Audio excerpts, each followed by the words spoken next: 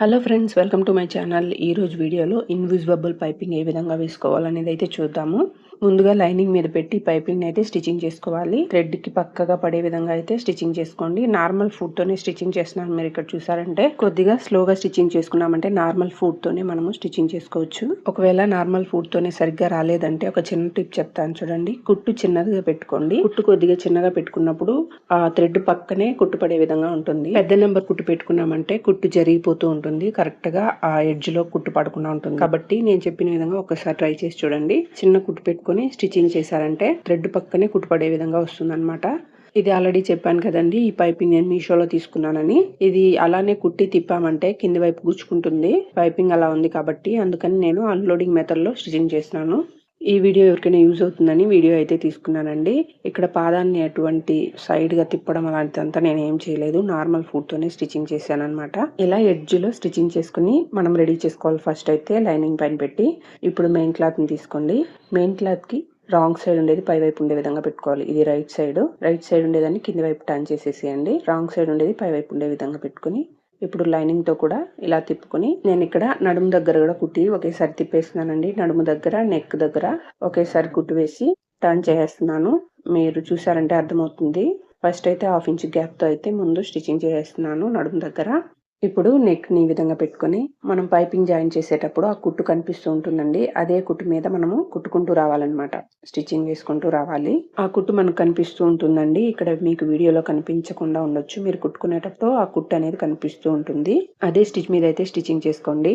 నేను ఇక్కడ ఈ పైపింగ్ రెడీ చేసినాను కదా, కస్టమర్ కి అయితే ఇది నచ్చలేదండి. అంటే తను సన్నగా పైపింగ్ వేయమన్నారు. నార్మల్ పైపింగే సన్నగా వేయమన్నారు అంటే నేను థ్రెడ్ పైపింగ్ అనుకుని థ్రెడ్ పైపింగ్ సేమ్ కలర్ వేసేసి ఉంటే సరిపోయి ఉంటుంది. ఇక్కడ స్లీవ్స్ కి బార్డర్ గోల్డ్ కలర్ లో ఉంది కదా, అందుకని నేను గోల్డ్ కలర్ పైపింగ్ అయితే వేసాను. ఆమె గోల్డ్ కలర్ పైపింగ్ అంతా వేయదంట. కొద్దిగా ఏజ్ అయిన ఆమె, అంటే ఒక 50-55 ఉండొచ్చు. ఇలా నేను 3 బ్లౌజెస్ అయితే స్టిచ్చింగ్ చేసేసానండి. మళ్ళీ చెప్తాను. ఇప్పుడు మిడిల్ లో ఉన్న క్లాత్ ని కట్ చేసుకొని మనం స్టిచ్ చేసాం కదా, థ్రెడ్ కట్ అవ్వకుండా ఈ విధంగా అయితే కట్స్ పెట్టుకోండి. ఇలా కట్స్ పెట్టుకుంటేనే మీకు రౌండ్ షేప్ బ్యాక్ సైడ్ బాగా వస్తుంది. ఇలా కట్స్ అన్ని పెట్టుకున్న తర్వాత బ్లౌజ్ ని ఇక్కడ నేను చూపించిన విధంగా అయితే ఉల్టా చేసుకునేసేయాలి. ఓకేనా? ఈ విధంగా అయితే తిప్పుకుని ఇప్పుడు లైనింగ్ చుట్టూ అయితే స్టిచ్చింగ్ చేసుకునేసేయండి. తర్వాత ఏం జరిగిందంటే ఆ పైపింగ్ చూసేసామి. నాకు ఈ పైపింగ్ అంతా నేను వేసుకోనమ్మా, ఇదంతా రిమూవ్ చేసి నాకు నార్మల్ ఆ క్లాత్ తోనే పైపింగ్ వేసి నాకు ఈ గోల్డ్ పైపింగ్ అంతా నేను వేసుకోను అని చెప్పేసింది. సరే అండి, నేను నార్మల్ క్లాత్ తోనే స్టిచ్చింగ్ చేసి ఇస్తాను అని చెప్పి తీసుకునేసాను అనమాట బ్లౌజెస్.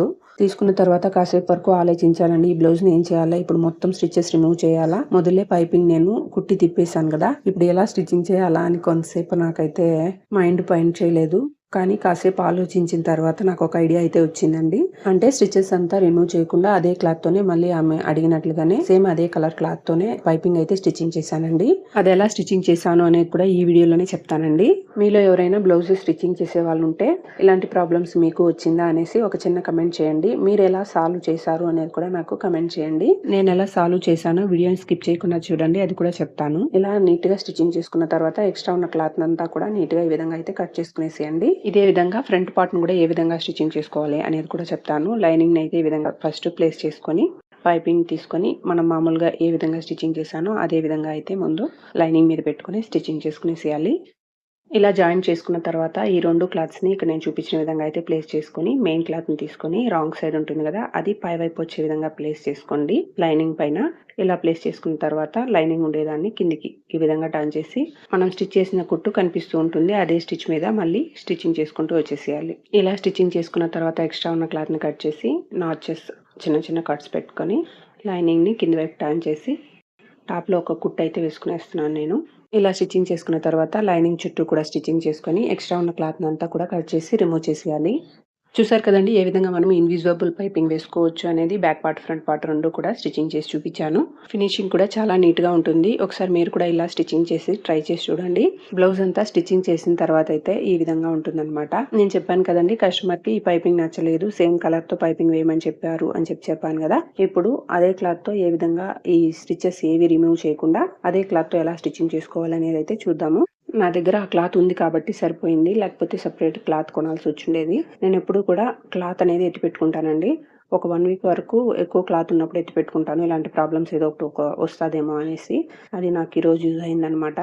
ఆ క్లాత్ని క్రాస్ పీసెస్గా కట్ చేసుకుని ఇలా జాయింట్స్ అయితే చేసుకునేసాను ముందుగానే. జాయిన్ చేసుకున్న తర్వాత ఖర్చులు ఉంటాయి కదా, అంటే జాయింట్స్, వాటిని కింది వైపు టర్న్ చేసేసాను. ఇక్కడ నేను చూపిస్తాను చూడండి. ఈ విధంగా అయితే కిందికి టర్న్ చేసేసేయండి. ఇలా టర్న్ చేసుకున్న తర్వాత ఇప్పుడు మెయిన్ క్లాత్కి లైనింగ్ ఉండేది పై వైపు పెట్టుకోవాలి. ఓకేనా? ఈ విధంగా లైనింగ్ ఉండేది పై వైపు పెట్టుకొని ఈ క్లాత్ని ఇక్కడ నేను చూపించిన విధంగా కిందికి ఫోల్డింగ్ చేసుకోండి. ఇక్కడ హుక్స్ పెట్టేశాను కాబట్టి హుక్స్ దగ్గర కాకుండా కొద్దిగా కింది వైపు క్లాత్ ని ఇక్కడ నేను చూపించిన విధంగా ప్లేస్ చేసుకొని 1/2 ఇంచ్ క్లాత్ ని ముందుకు పెట్టుకుంటూ బ్లౌజ్ నా క్లాత్ మీద ప్లేస్ చేసుకుంటూ గోల్డ్ కలర్ పైపింగ్ ఉంది కదా, దాని మీద కుట్టు పడకుండా బ్లౌజ్ కి పైపింగ్ కి మిడిల్ లో కుట్టుపడే విధంగా స్టిచ్చింగ్ చేసుకుంటూ రావాలండి. బ్లౌజ్ కి పైపింగ్ మిడిల్ లో కుట్టుపడే విధంగా కింది వైపు క్లాత్ ని 1/2 ఇంచ్ వదులుకుంటూ స్టిచ్చింగ్ చేసుకుంటూ రావాలి. ఈ విధంగా అయితే బ్లౌజ్ పూర్తిగా కూడా స్టిచ్చింగ్ చేసుకోవాలండి. ఇలా స్టిచ్చింగ్ చేసుకున్న తర్వాత ముందు వైపు ఒక 1/2 ఇంచ్ క్లాత్ వదులుకొని కట్ చేసుకోండి. ఇలా కట్ చేసుకొని ఇప్పుడు బ్లౌజ్ ని కిందికి టర్న్ చేసేసేయండి. ఈ విధంగా టర్న్ చేసుకున్న తర్వాత 1/2 ఇంచ్ క్లాత్ ముందుకు వదిలాం కదా, దాన్ని కిందికి ఫోల్డింగ్ చేసుకొని మళ్ళీ ఒక 1/2 ఇంచ్ క్లాత్ కు ముందు ఫోల్డింగ్ చేసుకుంటూ ఎడ్జ్ లో స్టిచ్చింగ్ చేసుకోవాలండి. ఇక్కడ చూడండి, 1/2 ఇంచ్ క్లాత్ ఉండే విధంగా బ్లౌజ్ కి స్టిచ్చింగ్ చేస్తున్నాను. అంటే హెమ్మింగ్ క్లాత్ ఉంటుంది కదా, ఆ విధంగా అయితే స్టిచ్చింగ్ చేస్తున్నాను. ఇప్పుడు మళ్ళీ దాన్ని పైపింగ్ లాగా ఫోల్డింగ్ చేసుకుంటూ స్టిచ్చింగ్ చేసుకోవాలి. ఇలా ఫోల్డింగ్ చేసుకుని స్టిచ్చింగ్ చేసుకున్న తర్వాత ఎక్స్ట్రా ఉన్న క్లాత్ ని ఈ విధంగా అయితే కట్ చేసుకునేసి ఇప్పుడు ఈ మామూలుగా పైపింగ్ ఏ విధంగా అయితే ఫోల్డింగ్ చేసుకుంటామో ఆ విధంగా అయితే ఫోల్డింగ్ చేసుకుంటూ స్టిచ్చింగ్ చేసుకుంటూ వచ్చేసాను. చూస్తున్నారు కదండి, అదే పైపింగ్ మీద ఈ క్లాత్ తో అయితే కవర్ చేస్తూ మళ్ళీ పైపింగ్ అయితే వేసేసాను అనమాట. మీలో ఎవరికైనా ఇలాంటి ప్రాబ్లం వస్తే యూజ్ అవుతుందని ఈ వీడియో కూడా తీసుకున్నానండి. సో మీకు ఇలాంటి ప్రాబ్లం వచ్చినప్పుడు ఈ విధంగా అయితే స్టిచ్చింగ్ చేసుకోండి. ముందుగానే ఆ బ్లౌజ్ తీసుకున్నప్పుడు వాళ్ళకి ఏజ్ అయిన వాళ్ళైతే నార్మల్ పైపింగే వేసేయండి ఫ్రెండ్స్. వాళ్ళని కనుక్కొని మీరు వాళ్ళు గోల్డ్ కలర్ అలాంటివి వేయమంటే వేయండి. నేనైతే వీళ్ళని డైరెక్ట్ గా చూడలేదండి, వీళ్ళ రిలేటివ్స్ తెచ్చి ఇచ్చారు కాబట్టి నేను మామూలుగా ఇలా స్టిచ్చింగ్ చేసేసాను. ఈ విధంగా నేను 3 బ్లౌజెస్ వరకు స్టిచ్చింగ్ చేసేసానండి. ఆ బ్లౌజెస్ కూడా చూపిస్తాను చూసేయండి.